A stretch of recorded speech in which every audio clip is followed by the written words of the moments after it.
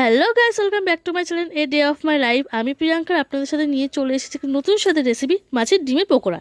এই যে আমি এখানে মাছের ডিম নিয়ে নিয়েছি, আর এখানে আদা রসুন লঙ্কা পেঁয়াজ কুচিয়ে নিয়ে নিয়েছি।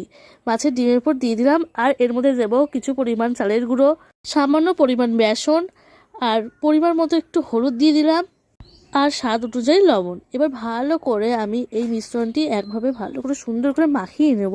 ঠিক এইভাবে আমার মাখানো হয়ে গেছে। এবার কড়াইটি আমি বসিয়ে দিয়ে তার মধ্যে আমি সর্ষের তেল দিয়ে দিলাম।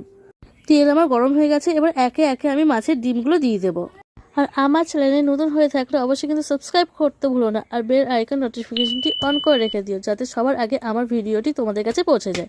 তাই এই যে বড়াটা এইভাবে আমার ভাজা হয়ে গেছে, এক পিঠ ভাজা হয়ে গেছে, আমি উল্টিয়ে নিয়েছি। এই বড়াটা আমি ঠিক লাল লাল করে ভেজে নেব। আমার ভাজাটা প্রায় হয়ে এসেছে, ঠিক এইভাবে ভেজে নিতে হবে। তো রেসিপিটি কেমন লাগলো অবশ্যই কিন্তু কমেন্ট করে জানিও।